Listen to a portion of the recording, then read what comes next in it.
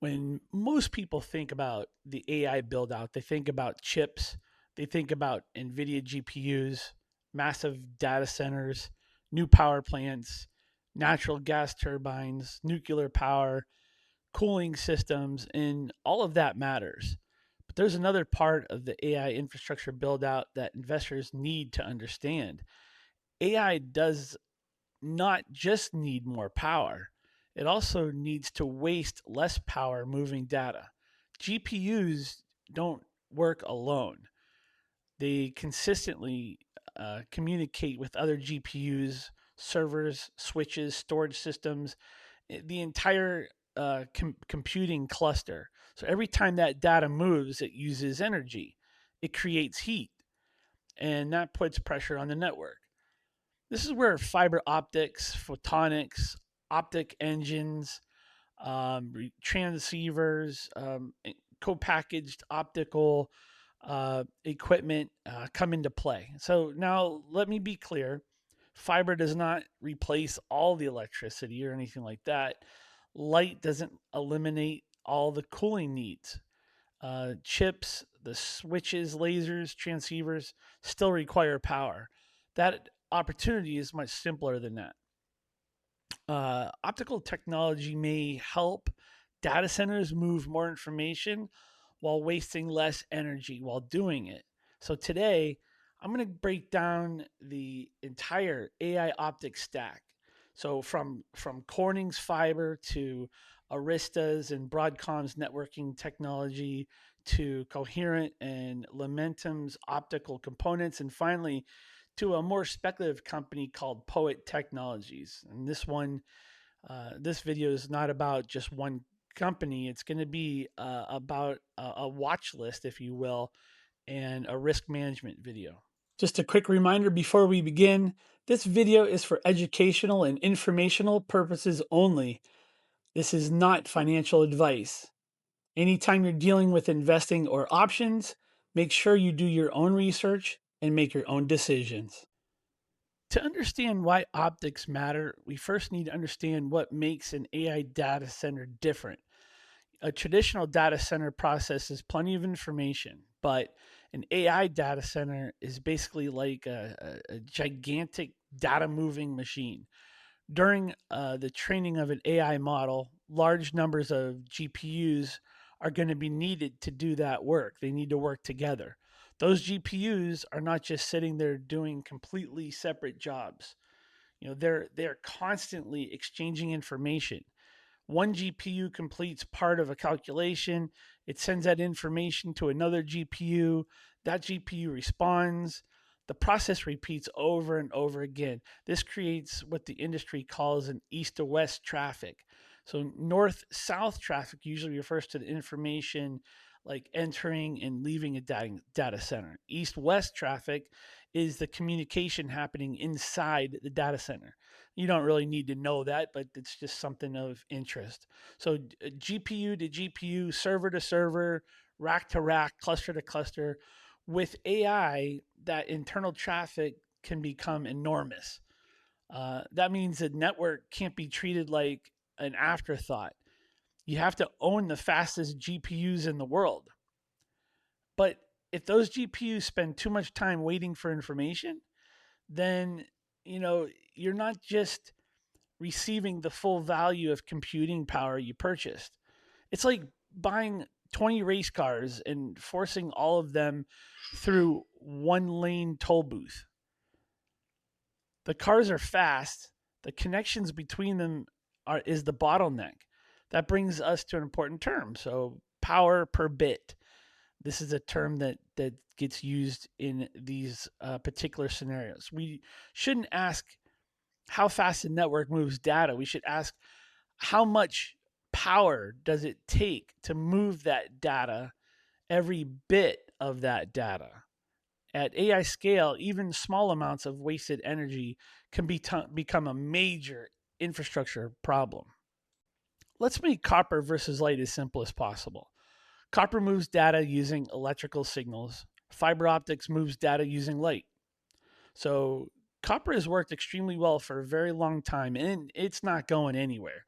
For short-term connections, copper can still make a lot of sense, but electrical signals face physical limitations. Copper has resistance. Resistance creates energy loss and heat. Uh, as speed and distance increase, maintaining a strong electrical signal becomes more and more difficult. You may need more power, the more signal conditioning equipment, thicker cables, or additional equipment just to maintain that signal. Fiber has different characteristics, though.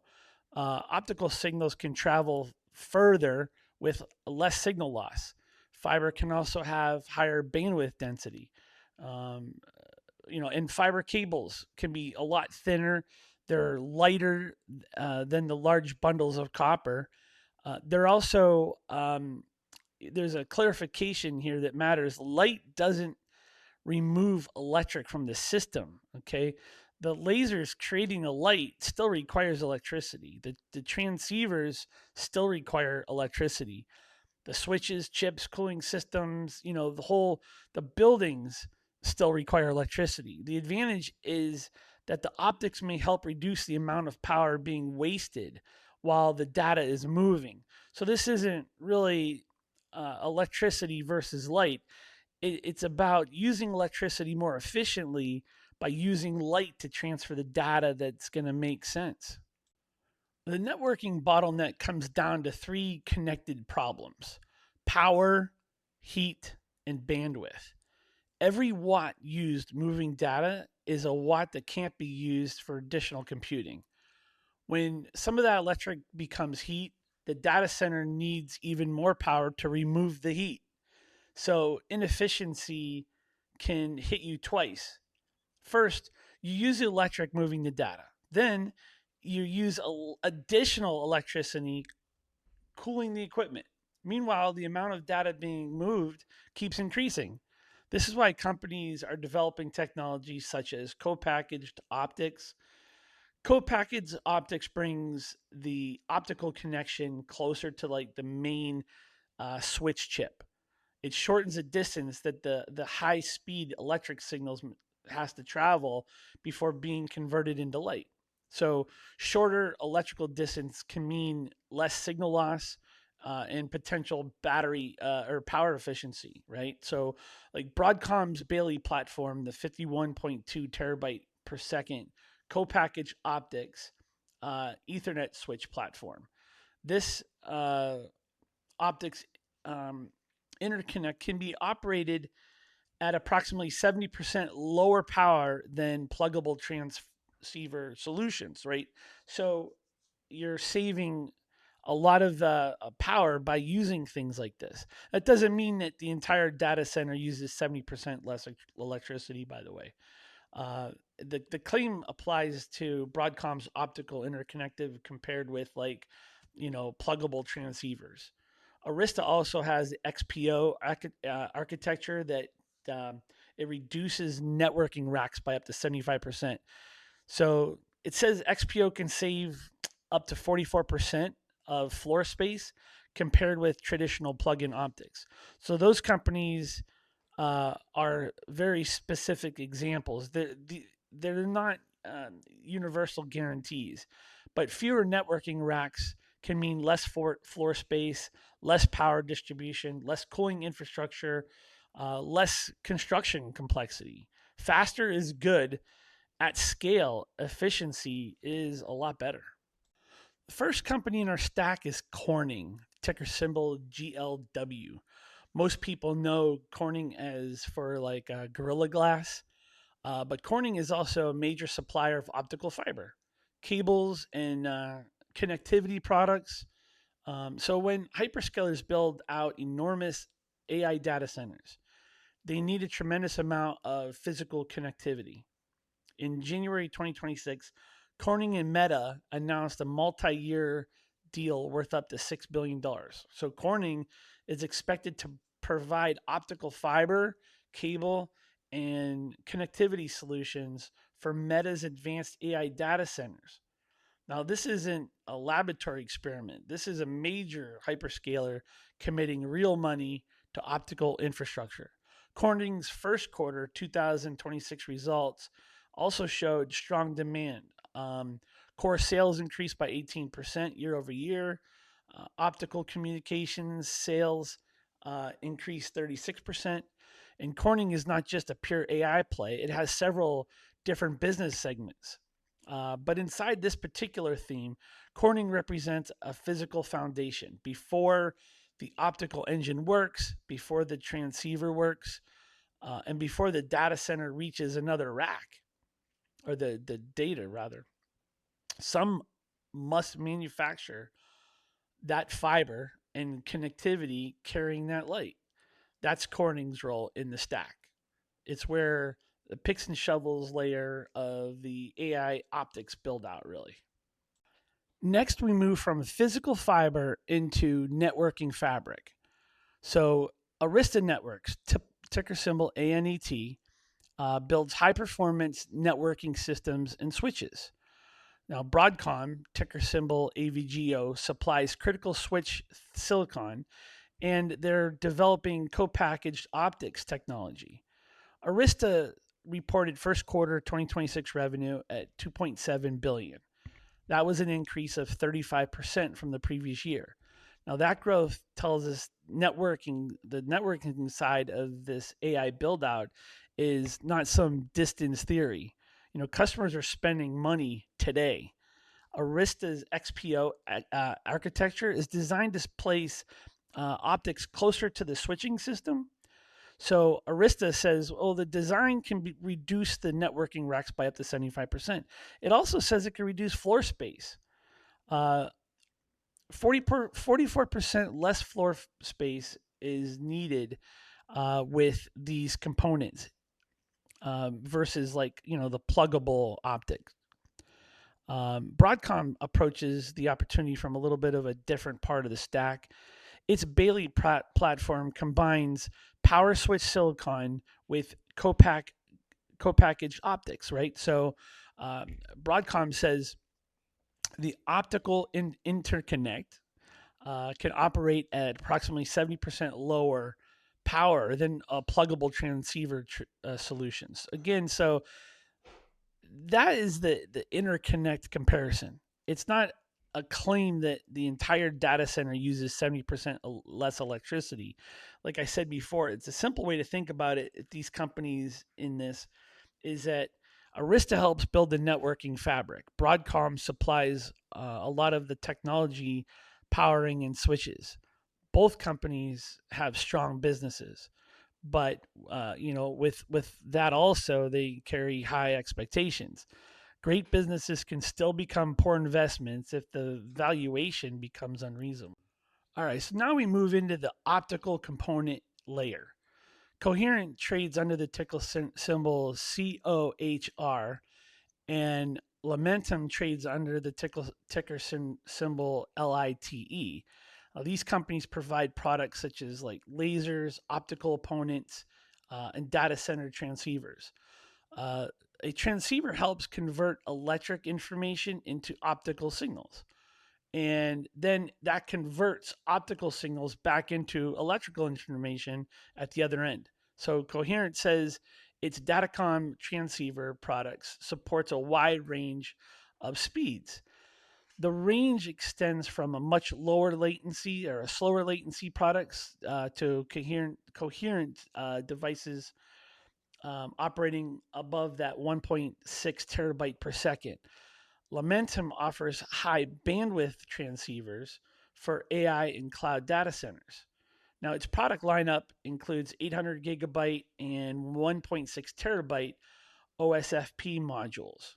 One of its 1.6 terabyte products delivers a capacity over single mode fiber. Now, these companies sit closer to the actual conversion of electricity into light.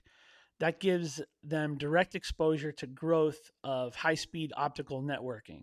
But the part that of the market that can be this part of the market can be also kind of cyclical. Product cycles move quickly. Customers' expectations can change. The competition can be intense, And when investors become extremely excited about a theme, the valuations can move ahead of the actual business results. So the technology is important. The entry price is going to matter a lot. Now we come to the most speculative company in the group. It's Poet Technologies, ticker symbol POET. Poet is developing optical engines in its optical interposer platform. The basic idea is to integrate optical and electrical components in a compact and potentially efficient design. So Poet and Lumilens announced a joint platform involving electrical uh, optical integration. So Lumilens placed an initial purchase order of worth $50 million. And the company described the relationship as potentially scaling to more than 500 million over 5 years. So Poet also announced a production order worth more than 5 million for its Infinity 800 gigabyte optical engine. So Poet has a separate relationship with Lumentum. That relationship involves using Lumentum's high-speed lasers in Poet's 400 gigabyte, 800 gigabyte, and 1.6 terabyte solutions. So there is legitimate potential here, but there's also a very serious execution risk. After Marvel acquired Celestial AI, Poet disclosed that purchase order from Celestial AI were canceled. And that reminds us that expected business is not guaranteed business, right? Customers can change direction, acquisitions can change relationships, products still need to be qualified, manufacturing still needs to scale, the revenue still needs to arrive. So Poet may offer significant upside if this company executes. It also carries significant risk if it doesn't. That's why Poet belongs in the speculative bucket for me. It's definitely not a foundation uh, of my portfolio. The bull case for AI optics is fairly easy to understand. AI models continue becoming larger. More GPUs require more communication. More communication requires more bandwidth. And data centers cannot afford to waste unlimited amounts of electricity moving this information. Optical technology may improve the reach, the density, the bandwidth, and more importantly, the power efficiency. So that's going to create a long-term infrastructure opportunity, but a real opportunity doesn't require or doesn't remove all the risks. The first risk is valuation. Investors already understand that AI networking is important. Some of the optimism may already be reflected in the stock price. And the second risk is competition. Several large companies are fighting for position inside of this stack. The third risk is customer concentration. A major contract can transform a smaller company. Losing that customer can also transform it in the opposite direction, as we've seen with what happened with Poet. Then we have qualification risk, manufacturing risk, the product cycle risk, general economic risk. You know, hyperscalers have large budgets, but they still delay products. Uh, they shift spending between suppliers, and for smaller companies like Poet, execution risk becomes even more important. The This is a real theme. It may create real opportunities, but the risks they're just as real. All right, here's how I would personally organize this watch list. The first bucket is established core. That includes Corning, Arista, and Broadcom. I own all three. I'm full disclosure here. These are real businesses with meaningful revenue, established customers, and strong financial foundations. That doesn't mean they're automatic buys. Trust me, valuation's still going to matter here. The second bucket is the optical component layer. This is going to include Coherent and Lumentum. Now, these companies provide more concentrated exposure to the optical networking. So, but they may also be a little bit more cyclical and more sensitive to product expectations. Now, the third bucket, speculative bucket, this is where my poet belongs. Yes, I own it. I've been on the ups and downs of it, dollar cost averaging the whole way. But my poet can offer a major upside here with if its platform succeeds, but it also has a huge execution risk. So that means your position size should reflect the risk. I would never size a speculative company in the same way I would size like, an established profitable business, something that would fit my 7 fundamental principles. Poet does not satiate that need for my 7 fundamental principles. So my rules for this theme are simple. Understand where each company sits in the stack. Watch for real customer orders and revenue. Uh, Check the valuation before you're buying. Respect that customer concentration, and keep speculative positions small. Most importantly, do not confuse great trend with guaranteed winner. The AI build out needs more chips. It needs more electricity. It needs more cooling, and it also needs to move enormous amounts of information more efficiently. That's where the AI increasingly needs light. But this shouldn't begin with a watch list. It's not a wish list. Discipline over hype, right? So establish companies first, speculation small, and as always, protect the portfolio. If you found this breakdown helpful, please consider liking the video and subscribing to Practical Income Investing. Let me know in the comments which company in the AI optics stack that you're watching most closely. Are you focused on the established companies like Corning, Arista, or Broadcom? Or are you watching optical component companies like Coherent and Lumentum? Or are you taking a much smaller speculative look at Poet Technologies? Well, thank you for watching. And remember, the goal is not to chase every exciting story. The goal is to find opportunities, understand the risks, and build wealth and discipline. Now, at the end of this video, you're going to see my my AI optics snapshot, which is something that you can pause and print out. And I'm also including the Poet snapshot so that you can see what Poet's all about in a nice compact way. So thanks again for watching. Enjoy the free stuff at the end of this.